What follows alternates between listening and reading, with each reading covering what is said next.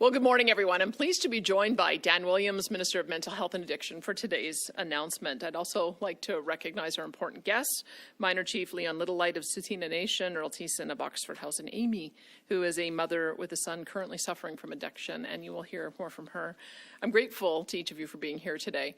As everyone here today knows all too well, Canada has been in an addiction crisis for several years. No community has escaped the impact. In our downtown cores, there are visible effects on every street, with individuals who have lost the ability to make healthy decisions, actively putting their lives at risk and causing fear and harm in the broader community. And more, Alberta's rural communities are seeing the effects of addiction.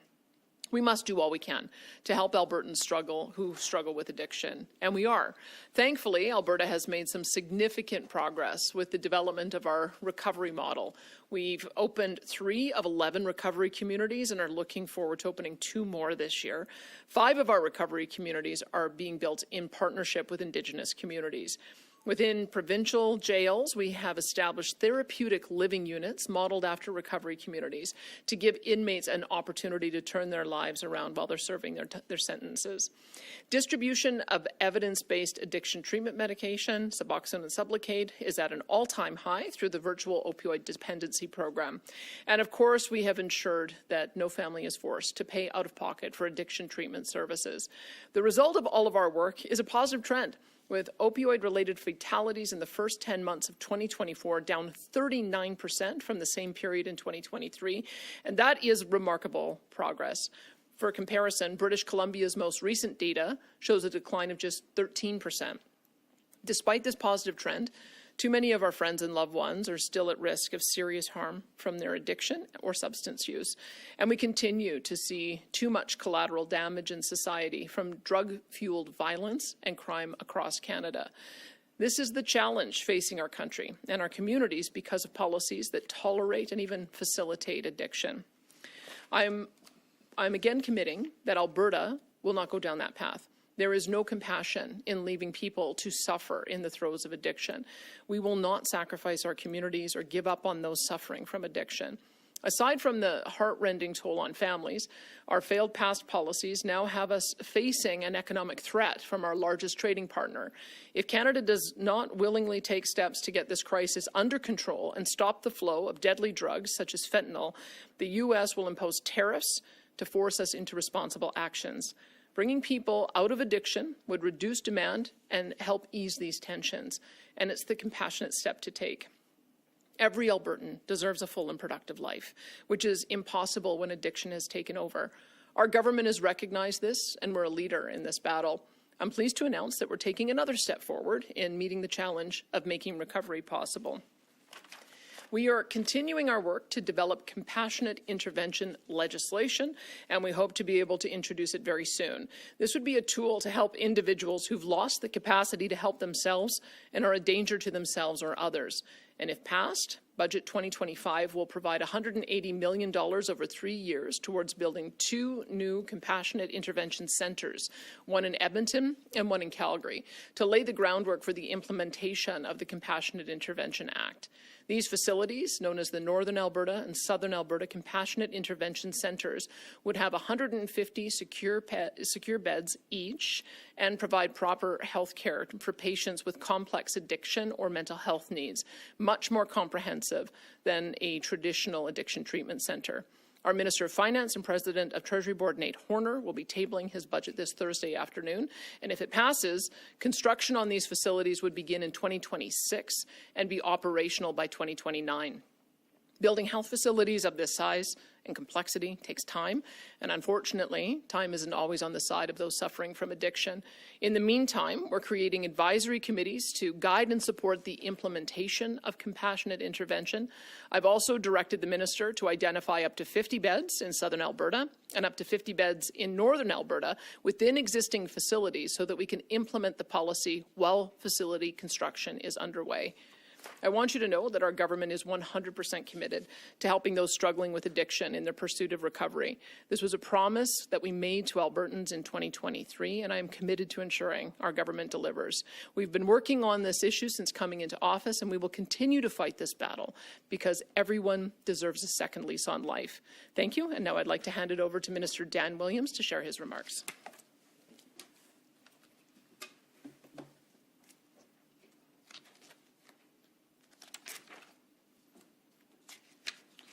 Well, good morning, everyone, and thank you for taking the time to be here today. And Premier, thank you for those comments to open us up. And of course, thank you to all of our supporters and validators that have come out today who know what addiction is on the streets, in their communities, and in their families. It is very important that we hear directly from Albertans that are affected by this, which we'll be doing right away. And it's an honor to be here with the Premier for the announcement. There are just a few of the people behind me that have come in support of compassionate intervention. And the truth is, we know that so many different communities are in need of these facilities that we're announcing today. I hear regularly from parents and family members reaching out to my office, pleading for a way for them to help their loved ones get into recovery. We know that recovery is not only possible in Alberta, that it's more likely than not when we provide that path, that critical path towards health care and not harm with our addiction services. These Albertans recognize that for those in the firmest grips of addiction, they have become a danger to themselves or others, and that they no longer have the capacity to make health care and healthy decisions for their own lives. As the Premier laid out, our government has done significant work to build a recovery model, now leading the decrease in opioid fatalities across the country with year-over-year of 39% decrease, a 300% higher decrease than any other jurisdiction in Canada. But this is not enough for those who are not able or willing to voluntarily find their way into treatment. We had one individual last year who overdosed 186 times, as was reported by the provincial healthcare numbers. We believe it's likely more often than that, because not every single overdose is reported and tracked for an individual. The last thing that I want to see, or anybody wants to see, is that be one of our family members or friends, and it be 187th time that takes that individual's life. We will not sit back while we watch this happen to Albertans, to our loved ones in our communities, and to the loved ones in our family who are suffering from this deadly disease of addiction. Our government has made a commitment to bring forward compassionate intervention, and that legislation is coming soon.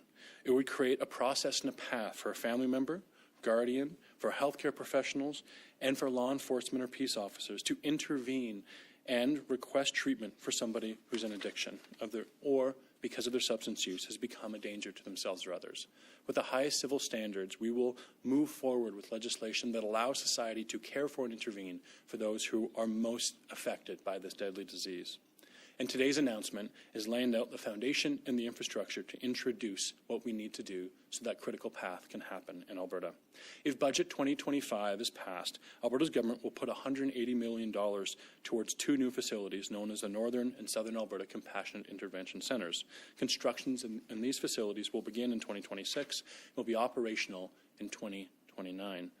And the Premier outlaid that we are not going to wait for that completion before we let the legislation, if passed, be able to provide care and help for those suffering from addiction. And we will see up to 50 beds in northern southern Alberta that can be operational before then. Each of these two new facilities, 150 beds, will provide medically supported detox, counseling, therapy, and massively increase Alberta's capacity for secure mental health and addiction care to the tune of 300 new beds a year, which means potentially thousands of episodes of treatment a year. We know that we have an urgent crisis of public addiction on our streets and our communities, and we will be continuing to build addiction treatment capacity with recovery centres and partnering with third parties like Fresh Start here today to make sure we meet the need of Albertans when it comes to providing the opportunity at recovery for every single one suffering from addiction. When it comes to compassion intervention itself, Alberta's government is looking for options to speed up implementation, but temporarily using existing infrastructure for the delivery of this care. For many families, compassion intervention is their last hope at recovery and the last hope at life for their loved ones. Alberta and all of Canada has unfortunately seen too much destruction and too many lives lost to simply continue without compassionate intervention. Take a walk around Edmonton, Calgary, or your rural Alberta community increasingly to see public addiction on our streets. Talk to parents, and you will hear story after story of wondering what they can do with their child who is entering into or is already in the throes of addiction. What society has done for too long is simply not working. Enter the Alberta recovery model and this compassionate intervention facilities that we're announcing today. No more facilitation of failed policies coming out of the West Coast and activists who think that we shouldn't be trying to help people with healthcare and heal them, but instead continue and facilitate the harm. Those policies have failed. Alberta is taking a stand. We care for those suffering from addiction. We care for their dignity as Albertans. We care for them as family members. We care for the sense of public safety that is being eroded as well under the policies we see under the Vancouver model. It's time for a different path that restores hope and humanity and dignity to families and individuals. This model puts a stop to the chaos in our downtown cores seen on full display in East Hastings and increasingly across our communities. Albertans deserve much better than abandoning them to addiction. For my part as Minister of Mental Health and Addiction, I will continue to labor and move forward for compassionate intervention in every possible sense of that word, including the legislation that we plan to bring forward soon. And thank you for taking your time, and I want to thank Amy Schiffner for her comment she's going to make about a personal story that she's had. Amy? Oh, pardon me.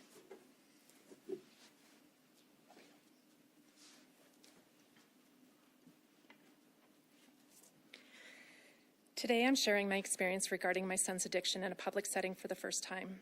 While this topic is deeply challenging, I believe that bringing awareness to this issue is critical. For the past 7 years, my family and I have been trying to support my son through his battles with mental health and addiction, which began when he was only 14. When we first recognized his struggles, we took immediate steps, seeking every possible avenue of help. We turned to medical professionals for guidance, attended weekly counseling, support groups, and programs to help with emotional regulation and addiction. Unfortunately, despite these efforts, things took a turn for the worse. We faced incidents of self-harm, suicide attempts, numerous emergency calls, including an overdose that was particularly harrowing to witness, a memory that haunts me every single day. My heart shattered as my son stepped away from the sanctuary of our harm, choosing the grip of drugs over the stability of our home, family, school, and a future. Each night, the silence of his absence pressing down on us as we lay awake, overwhelmed by worry and fear of where he might be and whether he was safe. I found myself making the unbearable call that no parent ever wishes to make. I reported my son missing. The days turned into desperate searches of downtown Calgary, combed through homeless shelters, and chasing down any lead. For agonizing weeks, our lives were engulfed in a suffocating uncertainty, the dread of not knowing if he was even alive. When EMS responded to a young male overdosing on a train is when I finally found him. I picked him up from the hospital and jumped into action again, desperately seeking programs, both familiar and unexplored, grabbing at anything to help him. And yet we found ourselves trapped in a relentless cycle of setback, each more devastating than the last. He has attended numerous detox centers and residential treatment, and it is essential to understand that those suffering from severe addiction may not be able to choose treatment rationally. The notion of choice is almost non-existing, as everything important pales in comparison to the pursuit of the next high. What they truly need is compassion and a safe environment to stay in until they are sober and ready to re-engage with their lives. Long-term treatment is necessary for individuals to have the time to regain their cognitive abilities, relearning life essential skills, and distance themselves from the harmful influence that fuel their addiction. As a mother, I should have the ability to ask for my son to receive secure addiction treatment as one would for a loved one facing psychiatric challenges. An individual in active addiction typically do not believe they need help. They will insist they are fine and plan to get clean soon, yet this is often not possible without significant intervention. Today, I feel hopeful. I am grateful for Alberta's government because they have acknowledged the growing crisis in Alberta and are committed to proactive programs aimed at saving our loved ones. I believe compassionate intervention could break the cycle of addiction, repeated treatment, incarceration, homelessness, and the ultimate fear of death. We must intervene to help people like my son reclaim their lives. Thank you.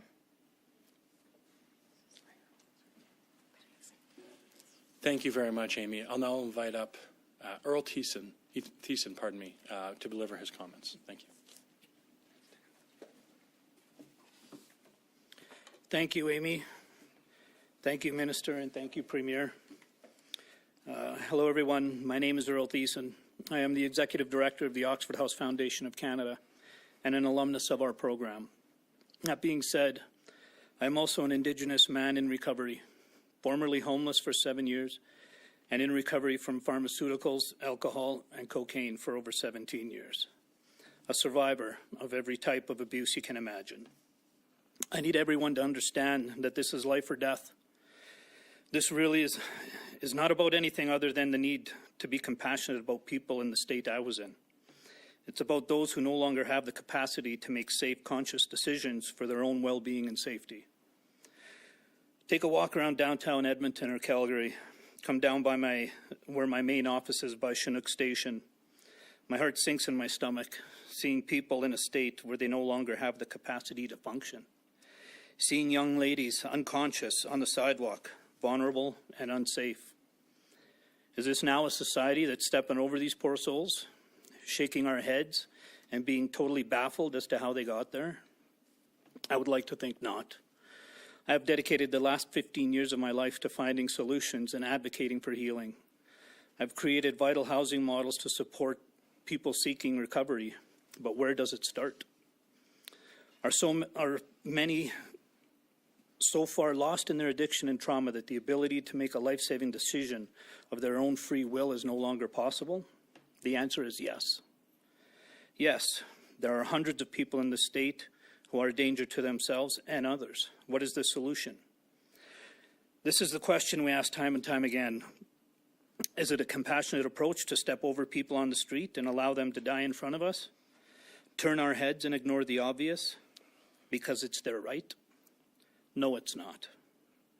And for those that say it is, you have never been on the other side of the phone, listening to a mother or father crying, begging for help for their children, asking why nothing can be done to help their child, who is wandering around aimlessly in constant danger of death, unable to make that decision for themselves.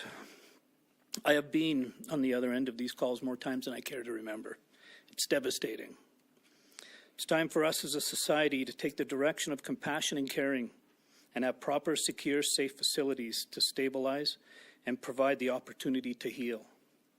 To put this in perspective, my wife and I are raising our 6-year-old niece because my sister-in-law could not decide to heal on her own. We have had this little angel for almost her entire life, since she was 3 months old. She calls her mom, Mummy Amy up in heaven. Let that sink in.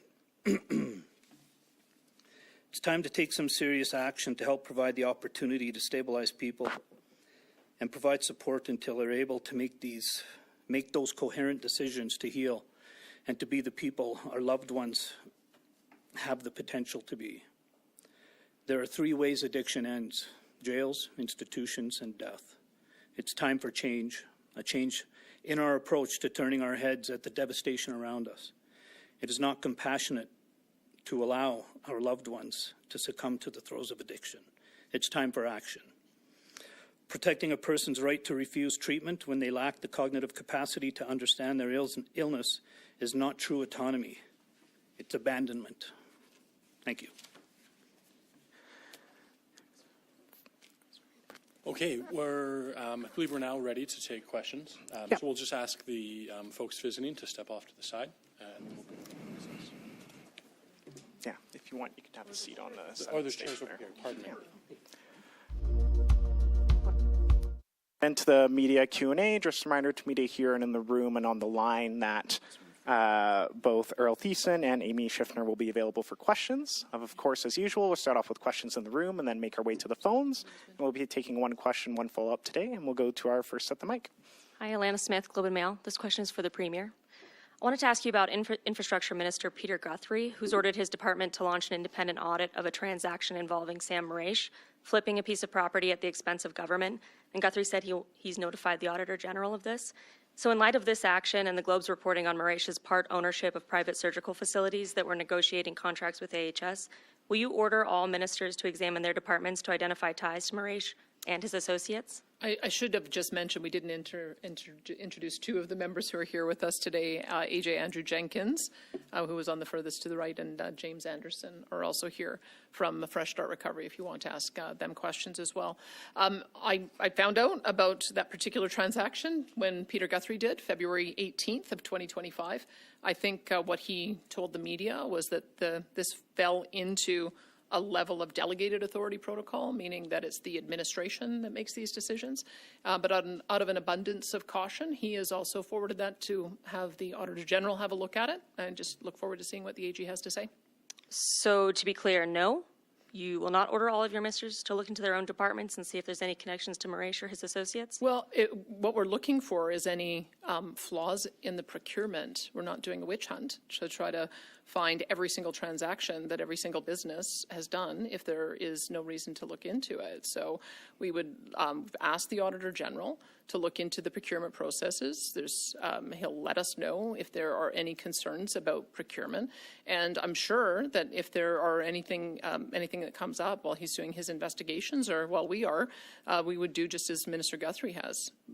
You call it a witch hunt, but I'm a little unclear. Don't you want to know for sure if any of these very serious allegations are true, and especially in the context of some of your ministers having accepted gifts from Maresh? Of course we want to know if it's true. So why not do these? That's why we have two investigations that we are doing. Number one is going to be having this shared file so that the materials are generated at the same time, going to the Auditor General, and we're closing in on having an independent third party do the review on our behalf. Absolutely, we're interested. And if there are any additional issues that come up, we'll do exactly as Minister Guthrie did, and we'll flag them and put them to the AG to have a look at it. But you have to understand, like, this government has billions and billions and billions of dollars of procurement that gets done through independent agencies and that gets done through independent processes managed by the bureaucracy. Politicians don't get involved in that. We have processes in place so that those can be followed. And if there's some evidence that they're not being followed, we need to fix it. Thank you, Alana. We're not doing this again. That was already a question and a follow-up. You have a lot of your colleagues there behind you. I'm hoping this can be about the announcement today about compassionate intervention. Sure. I just want to know, there wasn't actually any explanation in this announcement today, at least not any specific detail about how exactly these treatment facilities will work. So I'm hoping you can take us through a little bit of, like, for example, is there dissuasion panels like there are in Portugal? Do families make this decision? Are police involved? Basically, what takes somebody from perhaps being on the streets and then through what process to get to one of these facilities? So the announcement today is about $180 million for the two facilities, Northern and Southern Compassion Intervention facilities. And the legislation's forthcoming. We want to make sure we're not like British Columbia in that we're not going to put the cart before the horse. This is a healthcare policy.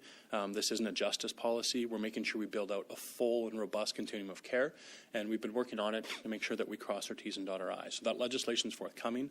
I can tell you at a high level, what I've already said publicly is that there will be the ability for family members, guardians, peace and law enforcement officers and healthcare professionals to petition.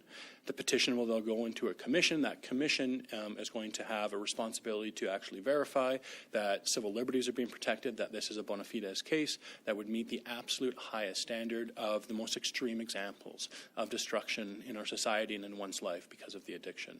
And then these facilities will be a first touch point with secure treatment capacity that integrate into a wider continuum of care when it comes to addiction treatment.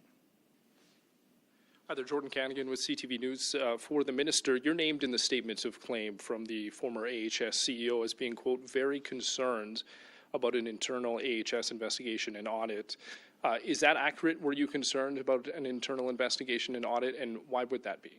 Well, of course, I was concerned. It had come to my attention through rumors that there were allegations surrounding misuse of public dollars in some sort of procurement process within AHS. Upon hearing this, I did what every minister would do, is ask my officials, starting with my deputy minister, what information there was. He continued to have a conversation with the former CEO of AHS, and the report back I received is that there was no substantive evidence relating my ministry, our actions in my ministry, or Recovery Alberta, to any of that. And if there were any concerns that they were being handled within health, I then proceeded to speak to the Minister of Health and reiterate my initial concerns around the allegations I'd heard and the information I received as it was appropriately within her file. Happily, the Minister of Health and the Premier have been abundantly clear that there will be transparency, there will be independent investigation, there is an internal audit, along with what's being done with the Office of the Governor General with full transparency. Also, with the Auditor General with full transparency, and I will collaborate with that in any way that I'm asked of, as will my department. Beyond that, I understand that these are legal actions currently underway, and I don't know if I can have more substantive comment there, but I feel like any way that I can contribute to making sure we have transparency. Where I was concerned with any abuse of funds, I want to make sure that the proper procedures are taking place. And can I ask the Premier a question? Last week you suggested some of the allegations regarding AHS are due to pushback on the government's mission to expand health care. But pricing from AHS sent to members of your government last year shows some medical contracts are almost twice as much as what it costs in hospital. Why would the government want to pursue contracts that are more expensive than in hospital? Well, I'll quote the story on the AHS costing.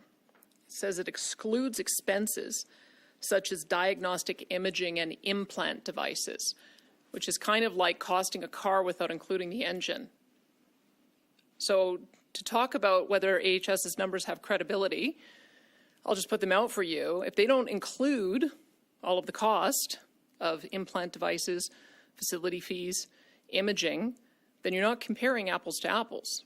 That's why I mentioned the CIHI stats. The Canadian Institute of Health Information is the most credible source of data. It's funded by federal and provincial governments, and we all give proactively information to them so that they can do an apples-to-apples comparison between provinces. Their interpretation and estimates were in 2020 and 2021, so going back several years now, the average cost in an Alberta hospital was just over $9,600 for a knee replacement. Average cost for a hip surgery was $10,500. Now, there may be some good reason why AHS is the most costly provider, because there are surgeries that take place that are much more complex and they need to have overnight stays. But that's the whole reason that we have charter surgical facilities, is so that we can do a large volume of low-risk procedures out of the hospital environment in order to be able to clear the backlog. So when AHS claims that they have a lower cost structure and they only include half the costs, I'm sorry, there's no credibility to that. And I think it goes to why we need to have more transparency, because we can't be making up numbers with Alberta Health Services in order to make it look like charter surgical facilities are more costly. And that's what it looks like to me. Thank you. Hello, Edward from City News. Premier, you mentioned transparency. You mentioned as well the 2 investigations as well too. A lot of Albertans still have a lot of questions about this. Why not have a public inquiry into this? Well, we are doing our own investigations. The Auditor General is looking at the same data that our independent investigator is going to look at too. And when we're closing in on identifying that person. Once we do, I'll be able to announce it for you, and then you can judge whether that is sufficient. But we need to find out if there was any problems with the procurement process first, and that's what we're doing. We're looking into it through different investigations. I'm looking forward, along with anyone, to try to find out if there are problems with the procurement process, because if there is, we're about to take that function over into Alberta Health starting April the 1st, and we want to make sure that we're not taking over any bad practices. So if we can get to the bottom of that, put in robust practices so that every Albertan can feel confident that these are independent processes, that the best bidder wins, so that we can reduce the number of people who are sitting on a surgical wait list. I think that's what the objective is. But I can tell you what we won't do. We're not going to close down publicly funded facilities that are delivering urgent surgeries to Albertans and clearing backlogs because of ideology. We are going to continue to operate these facilities. They're the only facilities that are increasing the number of surgeries. We've gone from 40,000 surgeries being performed at charter surgical centres to 62,500 performed at charter surgical centres. I think AHS has a lot to answer for. We had a budget for health of $20.6 billion in 2019. It moved to $26.2 billion last year, a $6 billion increase, most of which going to Alberta Health Services, and somehow they haven't managed to increase the number of surgeries that they perform in 6 years. So that's the question we're asking, is why are we seeing a multi-billion-dollar increase in a health budget and not yielding any additional surgeries for Albertans? I think that also warrants additional investigation, and we're going to get to the bottom of that too. And a question on another topic. Thousands more education support workers are on strike now. That's on top of the existing striking workers in Edmonton and Fort McMurray. The union that represents these workers say they are making an average of $34,500. Is that a livable salary in your view? And what is your reaction to these growing strikes? So I should say that 60 out of 67 collective agreements for education support workers across the province have already been settled for the period covering 2020 to 2024. So there are 7 that are outstanding, and the Canadian Union of Public Employees National allowed CUPE locals, 60 out of the 67, to accept a 2.5% to 3% wage increase for the contracts that run from 2020 to 2024 for thousands of its other union members doing the exact same work as the 7 locals that are currently on strike. I think the numbers I just gave to you, 2.5% to 3% in 2024, gives you some idea of a pathway to perhaps a settlement. We're looking forward in the future of what 25, 26, and 27 might look like.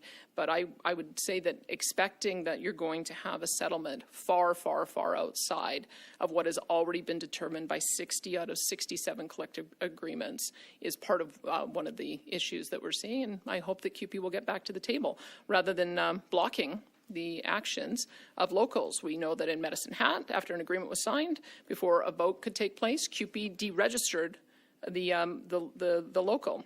In Sturgeon County, the Alberta Labour Relations Board had to put in a injunction after CUPE picketers were blocking buses.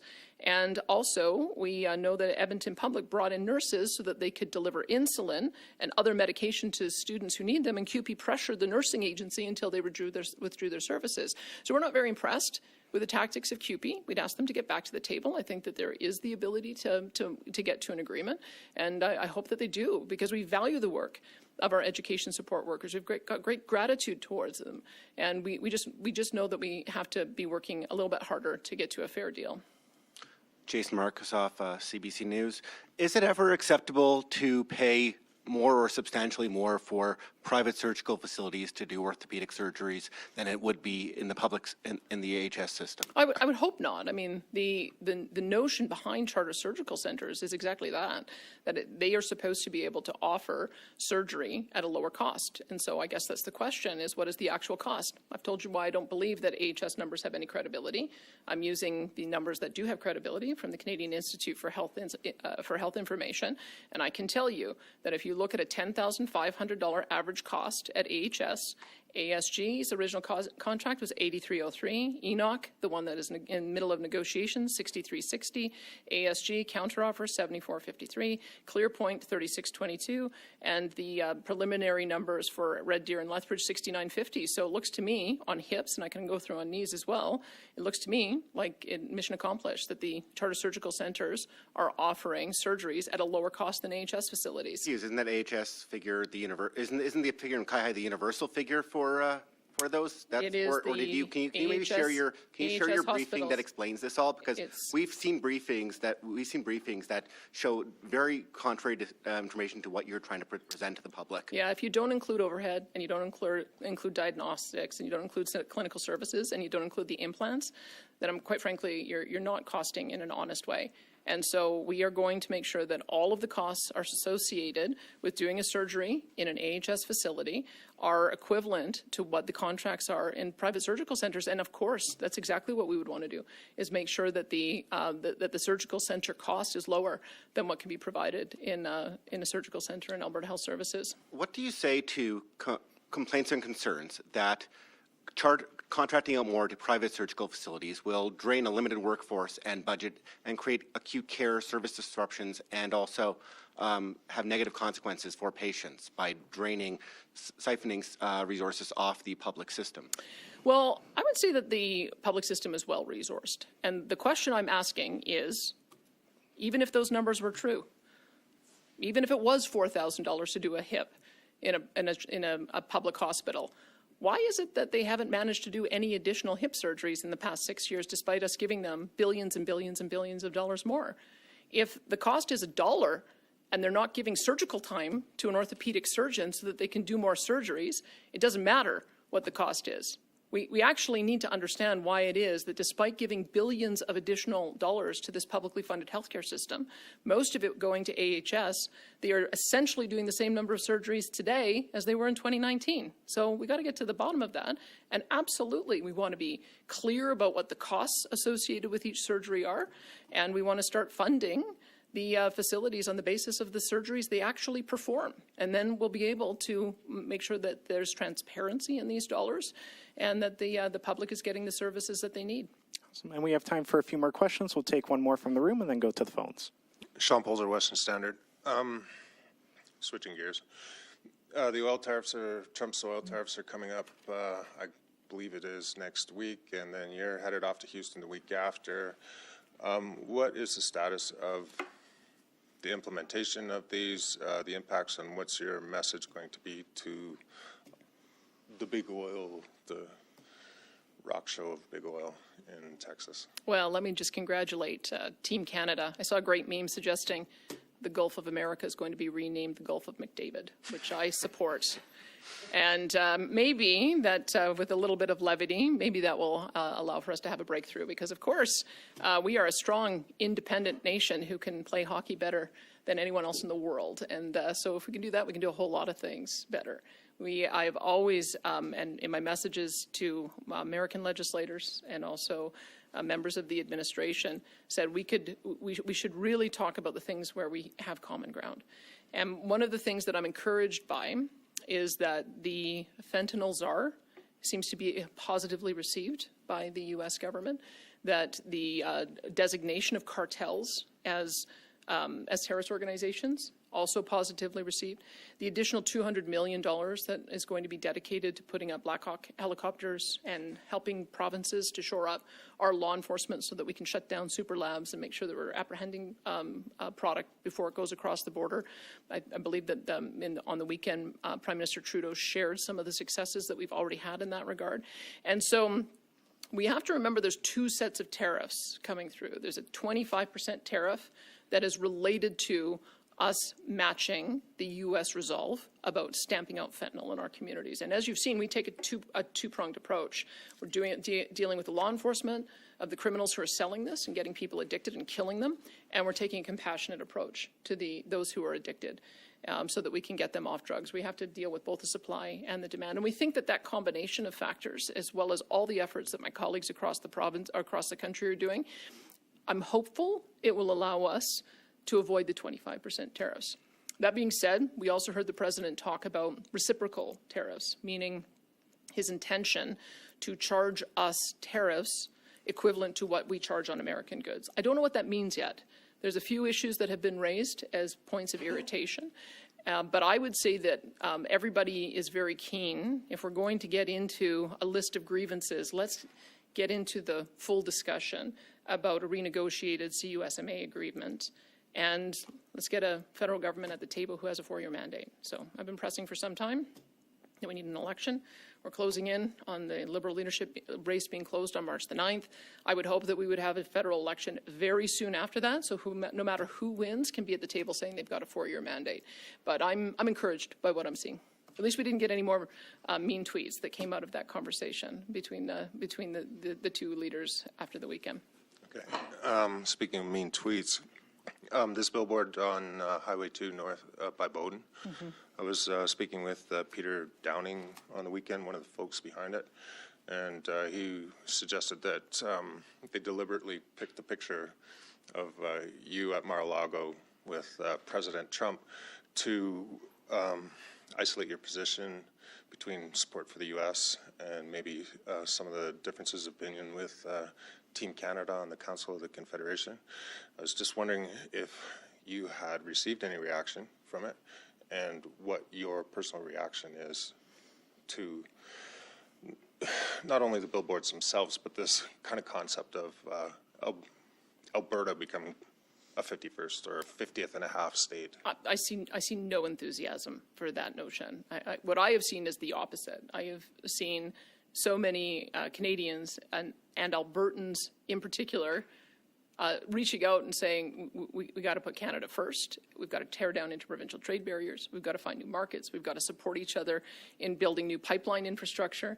I've seen a sea change in attitudes across the entire country. I'm very, very encouraged by that. So I don't think there's a lot of enthusiasm for what the billboard says or what the president has been talking about, and that's why I say let's continue to be the U.S.'s best trading partner. Let's continue to be a sovereign nation, and let's get to talking about the things that are going to make us both stronger. I think that there's a real opportunity for us to talk about a North American fortress, that Canada and the U.S. together, we can make sure that we've got energy security, national security, international security, food security, and working in partnership together with building on the kind of trade relationships we've had in the past. I think that that's the pathway forward. Economic union like the EU? Well, and talk to anybody in the EU, they don't much love Brussels. So I think that what I do like is that we have built through various phases, whether it was the Auto Pact, followed by Free Trade Agreement, followed by NAFTA, followed by CUSMA. We have a virtually tariff-free relationship with the United States. I think it's something like 99% tariff-free. And so are there ways that we can improve that mobility, buy more goods from the U.S., have them buy more goods from us? I'm open to talking about that. And I hope we can get onto that part of the conversation very soon, because that's a lot more constructive. Thanks, Sean. And we have time for a couple more questions. We're going to head over to the phones. Operator, could you put through the first caller, please? Don Braid with the Calgary Herald. I have a question for the Premier first, and then for the Minister. Premier, procurement is a very specialized job, requiring a lot of experience, deep knowledge of the people you're working with, all kinds of guidelines about getting what you're paying for and so forth. Mm-hmm. And I just wonder why you feel a need to take that function solely into Alberta Health, which one would tend to think doesn't really have the horses for this. And this would be the only department, I believe, that would have procurement in the minister's office, basically in the department, rather. And I wonder, first of all, why you think that's going to work. And secondly, would you tend to turn it back to, say, acute care when that comes to be? Yeah, I mean, that is what we're working out right now, because as Dan mentioned, I mean, he's doing a procurement on these two facilities we announced today, and that's being managed by infrastructure. Infrastructure does have procurement professionals who are within the department. I would say transportation is another one that has procurement professionals within the department. The real problem that we identified in November of 2023 is the foundational conflict of interest that Alberta Health Services has of being a service provider and also being in charge of writing up contracts for their competitors. I can tell you there are a multitude of problems with allowing that, and it certainly wouldn't be a practice you'd see in the private sector. So we've got to separate those two functions. And I'm working with Minister LaGrange on the refocusing to see where it ultimately lands. I'm very pleased that Dale McPhee, today is his first day on the job as my Deputy Minister of Executive Council. And we've already discussed that this is one area that he wants to do a deep look at, is our procurement practices across all ministries that do procurement, to see if we can improve practices, give confidence. I mean, you're absolutely right. This is specialized work. This is not something that politicians are typically involved in. You have to have the independent and nonpartisan public service who do the RFPs, who choose the candidate, and who negotiate the details of the contract. And we want to make sure that that's being followed. So I would say that where this procurement function ends up lying, if it's in the department or if it's in acute care, there's going to be standardization in the procurement practices across the entire government. But I can tell you what won't happen. We just simply will not allow one of our service providers to hold life and death decisions over their competitors. We're just not going to allow for that to continue, so that we can end that conflict of interest. Thanks for that. Could I ask Minister Williams, this is going back to the question of the phone call from your deputy to the former head of AHS. There was an implication in her statement of claim that the purpose of this was to try and find out if she was adequately tamping down what looked like it might be a scandal. And I wonder if you'd care to respond to that and tell us it again, or if you would, what the purpose of the call was, if there wasn't that. Well, thanks for the question, Don. Pardon me. I'd heard rumors that there were accusations of misuse of funds surrounding procurement. That I did the first thing that any minister would do, would talk to my department to see if there's any understanding of the scope and scale and its relationship to my ministry or Recovery Alberta. Following that question, my deputy minister spoke to the former CEO. The reason I spoke to my deputy minister is concern. I disagree with any kind of abuse of funds. If there are things that are untoward, I want them to be transparently uncovered. This is the first I'd heard about it, and it would have been irresponsible for me not to have looked into that. The reply that I got back from my deputy minister is there's no substantive evidence linking anything to Recovery Alberta, to my ministry, or the operations of my ministry. That being said, I was still sufficiently concerned, spoke to my colleague, the Minister of Health, whose file it is, and let her know where I was coming from. And happily, the Minister of Health, along with the Premier, have been incredibly transparent and open about making sure that the Office of the Auditor General is involved, that there is an independent investigation that would happen, and that any audit that happens we fully comply with. And that's something that I support, of course, something I supported before any of this was public. If it were to go that way, I, right from the very start, was concerned that if there were abuses, I wanted to make sure that they wouldn't continue, and if there was any substance to it. I received information back from my deputy minister that there's no substantive evidence linking it to my ministry or operations. Thank you, Minister. Thanks, Don. We have time for one last question. Operator, can you put through the next caller, please? Jack Farrell, the Canadian Press. Hi, my first question is for the Premier, and I want to push back against the sense that, AHS has been given billions of dollars more, and the number of surgeries they're performing haven't matched the increase we've seen in private surgical facilities. First, the stated goal of these facilities, when former Premier Kenney, put the legislation forward, it was always the goal to continually increase the amount of surgeries in these private facilities. So that's been the goal. Two, I'm curious, do you think part of the decline in public surgeries is because, these privately owned facilities are former AHS surgeons and doctors? I'll tell you what we've observed is a problem in Alberta Health Services.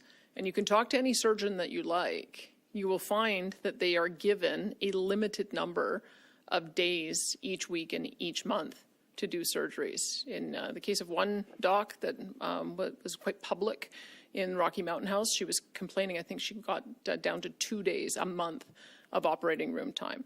So I think that's what we're trying to get to the bottom of, is why is it that no matter how much money we give to Alberta Health Services, they're not able to increase the surgical capacity so that our surgeons can do more. And so that's what you're seeing, is that we actually have our surgeons who operate in both systems.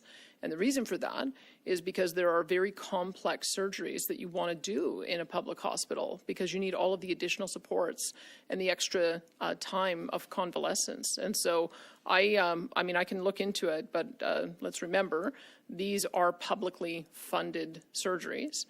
And we have a limited amount of surgical time that is given to surgeons. That's our starting point. So if AHS is going to limit the amount of surgical days that a surgeon can do, and we're able to allow them more work without sacrificing any of the time in hospitals so that we can reduce waiting lists, that's the whole model. That's exactly why we're doing it. I think what people should be asking is, how do we optimize the number of surgeries at Alberta Health Services? I've been asking that for 2 years, because I've been wandering around the province, visiting different facilities, and finding out that we build brand new hospitals like we did in Grand Prairie and High Prairie, and then they don't open up the operating rooms. Or you go to Rocky Mountain House, and we build a brand new top-of-the-line surgical center, and they're doing fewer surgeries because instead of operating 2, they closed down the first one. So these are the things that I'm observing in Alberta Health Services. It doesn't seem to matter how much additional billions we give them, whether we're increasing the operating room capacity, whether we're building brand new hospitals. If they mothball the facilities or don't allow access to the surgeons, you're just not going to see an increase in the number of surgeries. Whereas because we fund our charter surgical centers on the basis of the activity they do, they don't get paid unless they perform the surgery. That's why it should be no surprise that we've seen a 50% increase in the number of surgeries done at charter surgical facilities, and why we're going to keep on using them. Because if that's the pathway for us to be able to give people a faster knee replacement or a faster hip replacement or a faster cataract surgery, then that works. That's the kind of system we want to have. Now we're going to be able to turn our full attention, now that Alberta Health Services is simply a service provider. Their job is to operate hospitals, their job is to accept emergency patients, and their job is to do surgeries. And so we are hoping that with this new focus, that they will do a much, much better job at being able to improve performance with the dollars that we give them. That's going to be the next phase that we go through over the next year or so. And a follow-up on the topic at hand here. These two compassionate care centers, are they going to be privately or publicly run? Thank you. The plan right now is to have Recovery Alberta run the two northern and southern Alberta compassion intervention centers. And we still need to work through the logistics of how that works, and we have a lot of the logistics surrounding the procedure, the policies, et cetera, how we work with partners like Fresh Start Recovery and hundreds upon hundreds of other not-for-profits, and of course municipalities across the entire spectrum. And most importantly, we want to work very closely with our Indigenous partners. So before we put the cart before the horse, I'm very proud of the fact that we have made a partnership, not an imposition, but a proposition with our Indigenous partners to make sure that we're leading together when it comes to recovery. That's going to continue as well. Thank you, and that's all the time we have for questions today. Thank you, everyone, for joining us.